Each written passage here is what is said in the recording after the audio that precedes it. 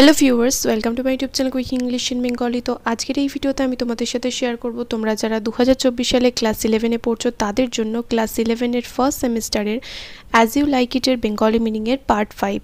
তো এর আগে 4টে পার্ট অলরেডি আমি তোমাদের সাথে শেয়ার করেছি। এর আগের পার্টের ভিডিও যদি না দেখে থাকো বা কোনো কারণে মিস করে গিয়ে থাকো, এই ভিডিও ডেসক্রিপশন বক্সে প্লেলিস্টের লিঙ্ক পেয়ে যাবে, ওখান থেকে চাইলে ভিডিও দেখে নিতে পারো। তো চলো পার্ট 5 শুরু করা যাক। When they reached the forest of Arden, they did not get the inn or food or the good accommodation that they had got till then. যখন তারা আর্ডেনের জঙ্গলে পৌঁছালো, কারা গেল? রোজালিন্ড আর সিলিয়া। যখন আর্ডেনের জঙ্গলে পৌঁছালো তারা তখন ছদ্মবেশ নিয়েছে, এখন গ্যানিমিড আর এলিনা হয়ে গেছে। তো গ্যানিমিড আর এলিনা যখন ফরেস্ট অফ আর্ডেন অর্থাৎ আর্ডেনের জঙ্গলে পৌঁছালো, they did not get the inn, তারা সেখানে সরাইখানাও পেল না, অর ফুড, খাবারও পেল না, or the good accommodation that they had got till then, বা কোনো ভালো থাকার জায়গাও পেল না যেটা এখনও অবধি তারা পেয়ে এসেছে। মানে জঙ্গলে আসার আগে বা অরণ্যে প্রবেশ করার আগে তারা ভালো খাবার, সরাইখানা এবং সাথে সরাইখানা মানে বলতে পারো হোটেলসের মতো, আর হচ্ছে ভালো থাকার জায়গা পেয়েছিল, কিন্তু জঙ্গলের মতো তো সেসব নেই, তাই জঙ্গলে তারা সেসব পেল না। Ganymede who had hitherto cheered her sister confessed that she would cry out of fatigue and hunger. Ganymede যে কিনা এতক্ষণ অবধি তার বোনকে চিয়ার করছিল, মানে তার বোনকে উৎফুল্ল রাখার চেষ্টা করছিল, তার বোনের মনে সাহস যোগাচ্ছিল যাতে এতটা পথ সে হেঁটে আসতে পারে। এবার যে জঙ্গলে এসে পৌঁছেছে তখন সে তার বোনের কাছে স্বীকার করলো যে সে খিদের জ্বালায় চিৎকার করবে, মানে কেঁদেই ফেলবে, cry out of fatigue and hunger, মানে ক্লান্তি এবং ক্ষুধায় সে কেঁদেই ফেলবে। ওয়েন আলিনা ডিক্লেয়ার দ্যাট, যখন আলিনা ঘোষণা করলো যে that she could walk no further, সে আর হাঁটতে পারবে না, Rosaline try to find out where they could get rest and food. Alina যখন ঘোষণা করলো যে সে আর হাঁটতে পারবে না, তার আর হাঁটার ক্ষমতা নেই, তখন গ্যানিমিড খোঁজ করতে লাগলো যে কোথায় সে একটু খাবার পেতে পারে, খাবার এবং বিশ্রামের জায়গা পেতে পারে। But they were certain that they were lost, কিন্তু তারা নিশ্চিত ছিল এই ব্যাপারে যে তারা হারিয়ে গেছে। মানে জঙ্গলের মধ্যে বিভিন্ন মানে প্রবেশ করলে কোন দিক দিয়ে কোন দিকে যাচ্ছি সেটার কোনো মানে ঠিক ঠিকানা থাকে না, কারণ জঙ্গলে তো গাছপালা সব একই রকম দেখতে লাগে, তাই জঙ্গলে মানুষের হারিয়ে যাওয়ার ভয় থাকে। তাই তারাও কিন্তু সেই জিনিসটার সম্পর্কে নিশ্চিত হলো যে তারা হারিয়ে গেছিল। জাস্ট দেন, ঠিক তারপরেই দে মেট এ কান্ট্রিম্যান, তাদের একটা গ্রাম্য লোকের সাথে দেখা হলো ওই জঙ্গলের মধ্যেই কিন্তু। অ্যান্ড আস্কড হিম, এবং তাকে জিজ্ঞাসা করলো where they could get some food and a place to rest in exchange of money or gold. তাকে জিজ্ঞাসা করলো যে তারা কোথায় গেলে একটু খাবার এবং একটা বিশ্রামের জায়গা পাবে, খাবার মানে টাকা বা সোনার পরিবর্তে। He said that he was the servant of a shepherd, সে বলল যে সে একটা মেষপালকের চাকর। Who was going to sell off his house, যে কিনা তার বাড়িটা বিক্রি করে দিতে চলেছে, অর্থাৎ মেষপালক যে তার বাড়িটা বিক্রি করে দিতে চলেছে, জঙ্গলেই সে রয়েছে। So they did not have much time to entertain them, তাই তাদের কাছে বেশি সময় নেই তার সাথে কথা বলার জন্য।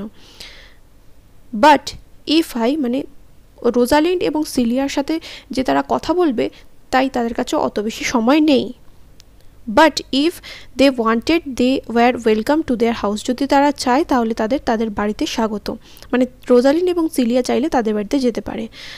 দে ফলোড দ্য ম্যান, তারা লোকটাকে অনুসরণ করলো, অ্যান্ড বট দ্য হাউস, এবং বাড়িটা কিনে নিল, অ্যান্ড দ্য শিপ, এবং ভেড়াগুলোকেও কিনে নিল, and also took the man to wait on them, এবং লোকটাকেও তাদের কাজের জন্য রেখে দিল ওখানে ওই বাড়িতে। Thus they decided to stay till they could find the part of the forest where the banished duke stayed with his followers, যে এইভাবে তারা জঙ্গলের ওই অংশে থাকার সিদ্ধান্ত নিল, ওই বাড়িতে থাকার সিদ্ধান্ত নিল যতক্ষণ না তারা নির্বাসিত রাজা এবং তার অনুগামীদের খুঁজে পাচ্ছে, যে তারা অরণ্যের কোন অংশে রয়েছে সেটা যতক্ষণ না খুঁজে বের করছে ততক্ষণ তারা ওখানে থাকার সিদ্ধান্ত নিল। The two sisters settled in their new cottage life very comfortably and fancied themselves to be the shepherd and shepherdess. ওই দুই বোন কি করলো, তাদের নতুন কুঁড়ে ঘরে খুবই আরামে থাকতে লাগলো এবং নিজেদেরকে মেষপালক এবং মেষপালিকা ভাবতে লাগলো, shepherd and shepherdess. Yet sometimes, যদিও কখনো সখনো মাঝে মাঝে মাঝে মাঝে Ganymede remember the youth Orlando, গ্যানিমেডের ওই যুবক অরল্যান্ডোর কথা মনে পড়তো। And thought that he was so far away from her, এবং সে ভাবতো যে সে অরল্যান্ডো তার থেকে কত দূরে। But it soon came to light that he was also in the forest of Arden following certain circumstances, কিন্তু দেখা গেল যে পরিস্থিতির চক্রে বা ঘটনাচক্রে, ঘটনাচক্রে সেও ফরেস্ট অফ আর্ডেন অর্থাৎ আর্ডেনের জঙ্গলে এসে উপস্থিত হয়েছে, অর্থাৎ অরল্যান্ডো ওই জঙ্গলে এসে উপস্থিত হয়েছে। মানে দুই বোনও ফরেস্ট অফ আর্ডেনে এসছে, সাথে অরল্যান্ডোও কিন্তু চলে এসছে পরিস্থিতির চাপে পড়ে। Orlando was the younger son of sir Rowland de Boys, Orlando ছিল স্যার রোল্যান্ডি বয়েসের ছোট ছেলে। And when he died he placed Orlando in the custody of his elder son, requesting him to bring up his brother with proper care. Orlando হচ্ছে sir Rowland de বয়েসের ছোট ছেলে। যখন সে মারা যায়, অর্থাৎ স্যার রোল্যান্ডি বয়েস যখন মারা যায়, তখন তার দায়িত্ব দিয়ে যায় তার বড় দাদা আর উপর, এবং তাকে বলে যে তাকে তার সঠিক যত্ন নিতে।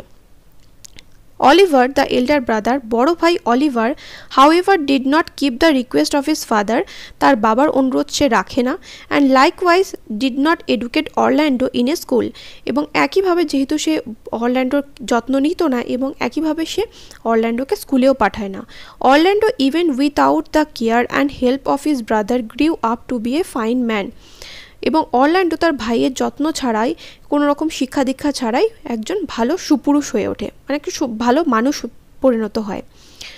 And Oliver hated him for that, এবং অলিভার তার জন্য তাকে ঘৃণা করে, অর্থাৎ অলিভারের থেকেও ভালো গুণ বা ভালো ব্যক্তি হিসাবে প্রকাশ করে হচ্ছে অরল্যান্ডো, এবং তাই অরল্যান্ডোর উপর এত রাগ, এত ঘৃণা করে থাকে। He was the one who had arranged for the fight, মানে সেই কী করেছিল, ওই লড়াইটার আয়োজন করেছিল, মানে ওই রেসলিং ম্যাচের আয়োজন অলিভারই করেছিল। As he wanted to get rid of his younger brother, যেহেতু সে তার ভাইয়ের হাত থেকে মুক্তি চেয়েছিল, মানে ভাইয়েরকে তার ঘাট থেকে ঝেড়ে ফেলার জন্য, তার জন্য কী করলো, সে ওই যুদ্ধটার আয়োজন করেছিল যাতে ওই লড়াইয়েও মারা যায়। But as fate would have it, Orlando won the wrestling match, কিন্তু যেহেতু ভাগ্য তার সহায় ছিল, অরল্যান্ডো রেসলিং ম্যাচটা জিতে গেল। Nevertheless Orlando was sad at the disposition of his brother and being friendless he wish not to live. যাই হোক, অরল্যান্ডো কিন্তু আবার তার ভাইকে ভীষণ ভালোবাসতো, মানে অলিভারকে ভালোবাসতো, এবং তার ভাইয়ের এইরকম আচরণ দেখে সে ভীষণ কষ্ট পায়, এবং তাই তার এই যে বন্ধুহীন অবস্থা, এবং সেই অবস্থাতে সে মরে যেতে চেয়েছিল, তার জন্যই কিন্তু সেই লড়াইটা করতে রাজি হয়ে গিয়েছিল। এত অবধি তোমাদের পার্ট 5 থাক, নেক্সট ভিডিওতে পার্ট 6 শেয়ার করবো। দেখা হবে নেক্সট ভিডিওতে। চিল দেন, বাই।